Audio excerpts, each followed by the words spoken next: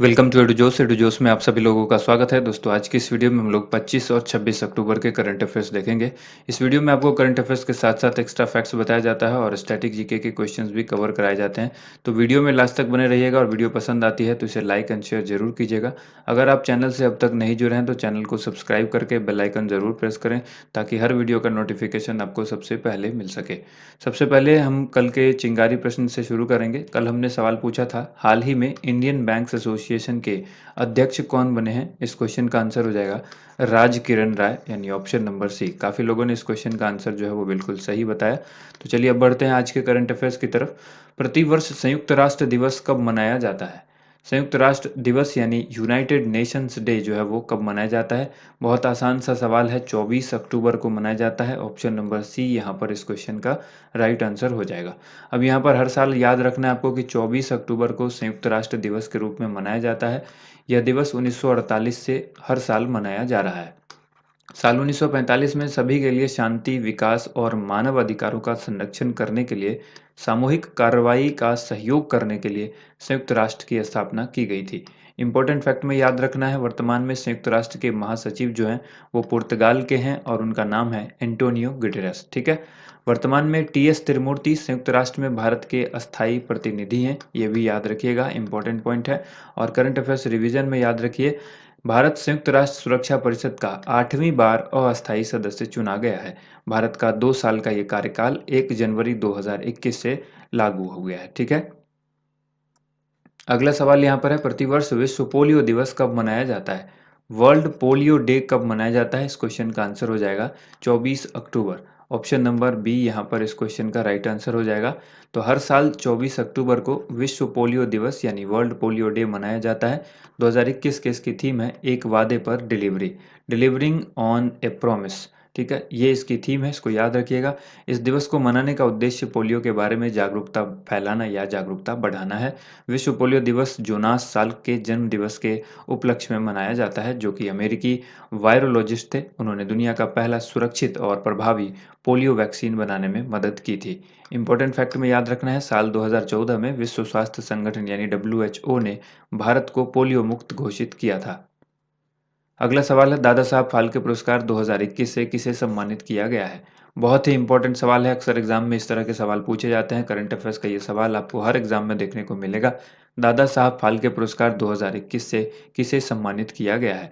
Answer हो जाएगा option number B, Rajinikanth. यहाँ पर आपको याद रखना है, हाल ही में 67वें राष्ट्रीय फिल्म पुरस्कार समारोह का आयोजन सोमवार को विज्ञान भवन में किया गया। इसी दौरान सुपरस्टार रजनीकांत को 51वें दादा साहब फाल्के पुरस्कार से सम्मानित किया गया है। रजनीकांत का असली नाम शिवाजी राव गायकवाड़ है। उपराष्ट्रपति एम वेंकैया नायडू ने रजनीकांत को दादा साहब फाल्के पुरस्कार से सम्मानित किया। तो काफ़ी इंपॉर्टेंट सवाल है ये। इंपॉर्टेंट फैक्ट में याद रखना है, रजनीकांत की पहली हिंदी फिल्म अंधा कानून थी। स्टैटिक जीके में आपको याद रखना है, यह देश का सर्वोच्च फिल्म सम्मान है जिस सम्मान की हम लोग यहाँ बात कर रहे हैं, दादा साहब फाल्के पुरस्कार। यह फिल्म जगत का सर्वोच्च फिल्म सम्मान है। इसे 1969 में सरकार के द्वारा जो है वो पेश किया गया था। इस पुरस्कार की स्थापना भारतीय सिनेमा के जनक धोंडीराज गोविंद फाल्के की याद में की गई थी, जिन्हें दादा साहब फाल्के के नाम से हम लोग जानते हैं। अगला सवाल है, 67वें राष्ट्रीय फिल्म पुरस्कार समारोह में बेस्ट एक्ट्रेस का अवार्ड किसको दिया गया है। तो बेस्ट एक्ट्रेस का अवार्ड यहाँ पर जीता है किसने। Option number C, Kangana Ranaut इस क्वेश्चन का राइट आंसर हो जाएगा। ठीक है, बेस्ट एक्ट्रेस का अवार्ड इनको मिला है, कंगना रनौत को, मणिकर्णिका और पंगा में उनके शानदार प्रदर्शन के लिए ये राष्ट्रीय फिल्म पुरस्कार उनको दिया गया। ठीक है।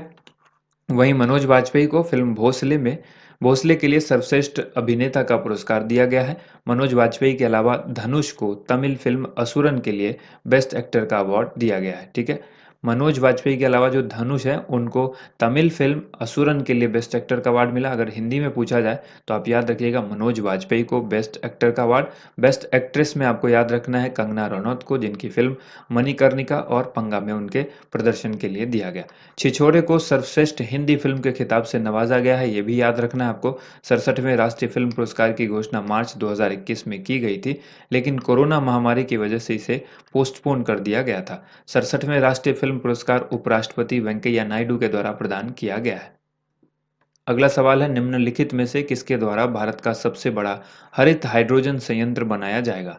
इस क्वेश्चन का आंसर हो जाएगा ऑप्शन नंबर ए, गेल के द्वारा बनाया जाएगा। गेल के द्वारा भारत का सबसे बड़ा हरित हाइड्रोजन संयंत्र बनाया जाएगा। इसकी क्षमता 10 मेगावाट होगी। इसकी जानकारी गेल के अध्यक्ष और प्रबंध निदेशक सीएमडी जिसको बोलेंगे मनोज जैन ने दी है।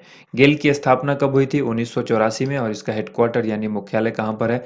न्यू दिल्ली में है। करंट अफेयर्स रिवीजन में याद रखिएगा, भारत की सबसे बड़ी तेल company Indian oil corporation limited देश का पहला green hydrogen plant Mathura refinery में स्थापित करेगी।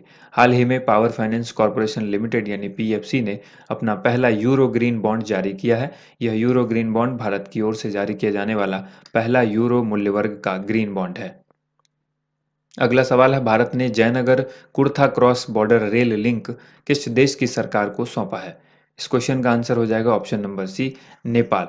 ठीक है, ये जयनगर जो है ये आपके बिहार में आता है, और ये कुर्था क्रॉस बॉर्डर तो ये नेपाल से सटा हुआ है। Jaynagar Kurtha cross border rail link जो है वो नेपाल को भारत ने सौंपा है। भारत ने नेपाल सरकार को 34.9 किलोमीटर लंबी क्रॉस बॉर्डर रेल लिंक सौंप दी है। यह बिहार के जयनगर को नेपाल में कुर्था से जोड़ता है। सीमा पार रेल संपर्क दोनों देशों के बीच व्यापार और वाणिज्य गतिविधियों के साथ साथ लोगों से लोगों के बीच संपर्क को बढ़ाएगा। सीमा पार रेल संपर्क भारत नेपाल विकास सहयोग का एक अनिवार्य पहलू है। करंट अफेयर्स रिवीजन में याद रखना है, साल 2019 में भारत और नेपाल ने संयुक्त रूप से एक सीमा पार पेट्रोलियम उत्पाद पाइपलाइन का भी उद्घाटन किया था। पाइपलाइन भारत में मोतिहारी यानी बिहार से पेट्रोलियम उत्पादों को नेपाल के अमलेखगंज तक ले जाती है।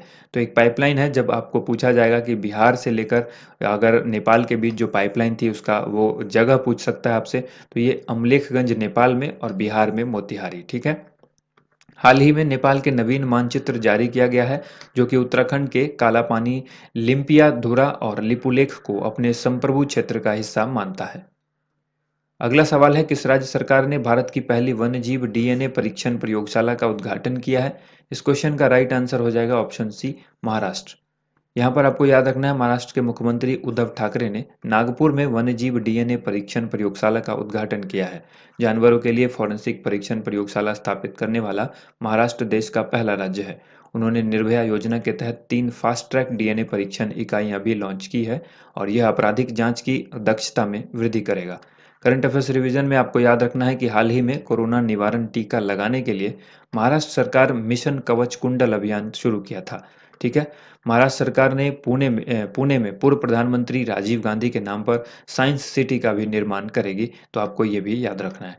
इसके बाद देखिए अगला सवाल है, अक्टूबर 2021 में आईटीबीपी ने अपना कौन सा स्थापना दिवस मनाया है? तो इस क्वेश्चन का राइट आंसर हो जाएगा ऑप्शन नंबर सी, 60वां स्थापना दिवस आईटीबीपी ने मनाया है। आईटीबीपी के बारे में तो आप सबको मालूम होगा, इसका फुल फॉर्म क्या है? Indo Tibetan border police force. ठीक है। यहाँ पर याद रखिएगा, भारत तिब्बत सीमा पुलिस जिसको आईटीबीपी कहते हैं, इसने 24 अक्टूबर 2021 को अपना 60वां स्थापना दिवस मनाया है। इस मौके पर रक्षा राज्य मंत्री नित्यानंद राय ने भारत तिब्बत सीमा पर जो पुलिस बल तैनात है उनके शहीदों को श्रद्धांजलि दी। भारत तिब्बत सीमा जो है वहाँ पर पुलिस बल के शहीदों को श्रद्धांजलि दी है नित्यानंद राय ने, जो कि रक्षा राज्य मंत्री हैं। इंडो तिब्बतन बॉर्डर पुलिस के बारे में जानिए, यानी आईटीबीपी के बारे में जानिए। यह भारत के 7 केंद्रीय सशस्त्र पुलिस बलों में से एक है, जैसे कि सीआरपीएफ, इसी तरह से आपको याद होगा एसएसबी, इस तरह के जितने भी हैं आईटीबीपी, इस तरह इसके बाद एक सीआईएसएफ है। यह 24 अक्टूबर 1962 को सीआरपीएफ अधिनियम के तहत 1962 के भारत चीन युद्ध के मद्देनजर बनाया गया था। कौन? आईटीबीपी। इसका मुख्यालय नई दिल्ली में स्थित है। वर्तमान में आईटीबीपी के महानिदेशक संजय अरोड़ा हैं। अगला सवाल है, हाल ही में भारतीय भारोत्तोलन महासंघ का अध्यक्ष किसको बनाया गया? Indian weight lifting federation. ठीक है। इसका जो अध्यक्ष है वो किसको बनाया गया है? इस क्वेश्चन का राइट आंसर हो जाएगा option number B, Sahdev Yadav को बनाया गया है। भारतीय भारोत्तोलन महासंघ यानी आईडब्ल्यूएलएफ के पूर्व महासचिव सहदेव यादव को आईडब्ल्यूएलएफ के अध्यक्ष पद पर सर्वसम्मति से चुना गया।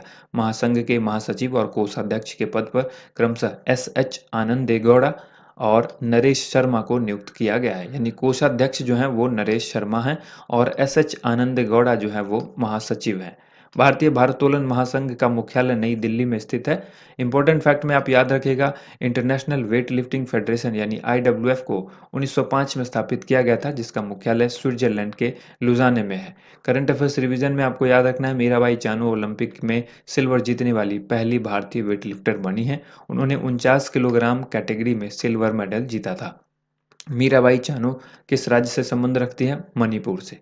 अगला सवाल है, फीफा के द्वारा जारी नवीनतम रैंकिंग में कौन सा देश पहले पायदान पर रहा है? इस क्वेश्चन का आंसर क्या हो जाएगा? Option number D, Belgium. ठीक है। फीफा के द्वारा जारी नवीनतम रैंकिंग में बेल्जियम पहले स्थान पर है, ब्राजील दूसरे स्थान पर है और वह बेल्जियम से केवल 12 अंक पीछे है, और फ्रांस जो है वो तीसरे स्थान पर है। फीफा रैंकिंग 2021 में भारत 106वें स्थान पर है और टीम इंडिया जो है उसकी स्थिति एक स्थान बढ़त हुई है। फीफा का स्थापना जो है वो 1904 में हुई थी। मुख्यालय यानी हेडक्वार्टर इसका ज्यूरिख में है और स्विट्जरलैंड में ये आता है। वर्तमान अध्यक्ष इसके गियानी इन्फेंटिनो हैं। और करंट अफेयर्स रिवीजन में याद रखिएगा कि हाल ही में भारतीय फुटबॉल टीम ने 8वीं बार SAFF यानी सैफ कप का खिताब अपने नाम किया है। भारत ने फाइनल में नेपाल को हराया है।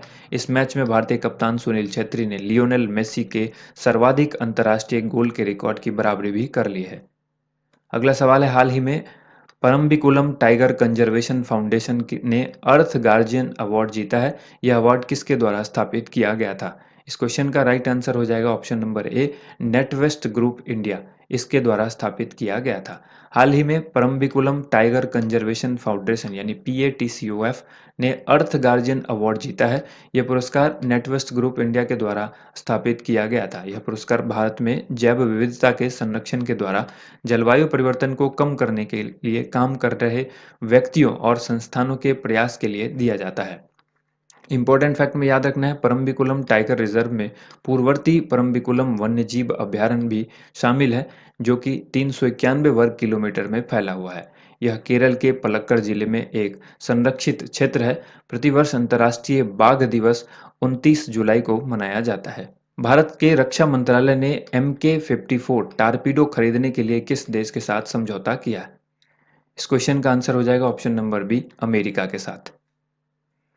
हाल ही में रक्षा मंत्रालय ने भारतीय नौसेना के लिए 423 करोड़ रुपए की लागत से MK-54 यानी MK-54 टारपीडो और एक्सपेंडेबल यानी सेफ एंड प्लेयर्स की खरीद के लिए अमेरिका के साथ समझौते पर हस्ताक्षर किया। यह समझौता भारतीय नौसेना को मजबूत बनाने के लिए किया गया है।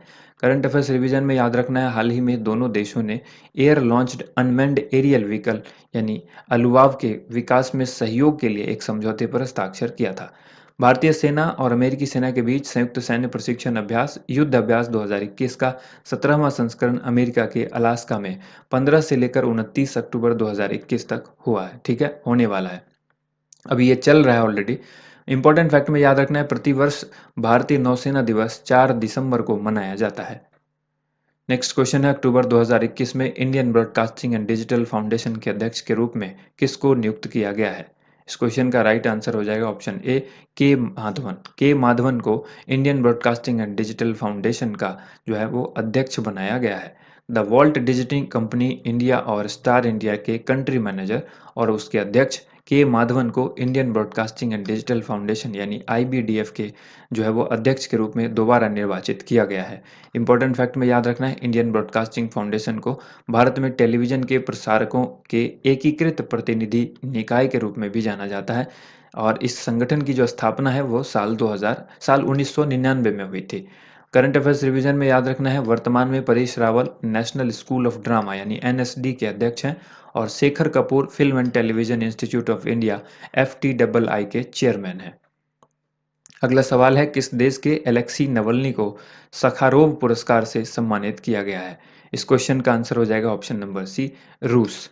ये रूस के हैं एलेक्सी नवल्नी, जिनको सखारोव पुरस्कार से सम्मानित किया गया है। हाल ही में यूरोपीय संसद ने भ्रष्टाचार को उजागर करने के लिए मानवाधिकारों के लिए लड़ने के लिए रूसी विपक्षी नेता एलेक्सी नवल्नी को सखारोव पुरस्कार से सम्मानित किया है। सखारोव पुरस्कार हर साल मानवाधिकार या लोकतंत्र के लिए काम करने वाले लोगों को दिया जाता है। इंपॉर्टेंट फैक्ट में याद रखना है, सखारोव पुरस्कार का नाम सोवियत भौतिक विज्ञानी और राजनीतिक असंतुष्ट आंद्रेई सखारोव जो उनके सम्मान में रखा गया है ये पुरस्कार का नाम। ठीक है, इस पुरस्कार की जो पुरस्कार राशि है वो है 50,000 यूरो। और करंट अफेयर्स रिवीजन में याद रखिएगा, रूसी पत्रकार दिमित्री मुरातोव और मारिया रेसा को साल 2021 के लिए शांति का नोबेल पुरस्कार दिया गया है। अगला सवाल है, हाल ही में खबर में रहे सूडान देश की राजधानी क्या है? यानी राजधानी सूडान की जो है वो कहाँ पर है? आंसर हो जाएगा Khartoum, option number B. Sudan के सैन्य बलों ने देश के प्रधानमंत्री अब्दुल्ला हमदोक को नजरबंद कर दिया है, इस वजह से ये चर्चा में है। देश का नेतृत्व करने वाले कई अन्य सदस्य को भी हिरासत में ले लिया गया है। इसे तख्तापलट के रूप में देखा जा रहा है। इम्पोर्टेंट फैक्ट है कि दुनिया की सबसे लंबी नदी नील नदी देश को पूर्वी और पश्चिम हिस्सों में विभाजित करती है। दक्षिण सूडान 9 जुलाई 2011 को सूडान से अलग होकर नया देश बना था। दक्षिण सूडान की राजधानी जूबा है। और स्टैटिक जीके में याद रखना है, अफ्रीका महाद्वीप एशिया महाद्वीप के बाद दूसरा सबसे बड़ा महाद्वीप है। अफ्रीका महाद्वीप जो है वो एशिया महाद्वीप के बाद दूसरा सबसे बड़ा महाद्वीप है। The origin story of India's state, इस पुस्तक को किसने लिखा है? इस पुस्तक के लेखक का नाम क्या है? इस क्वेश्चन का राइट आंसर हो जाएगा वी.एस. श्रीनिवासन, यानी ऑप्शन नंबर ए।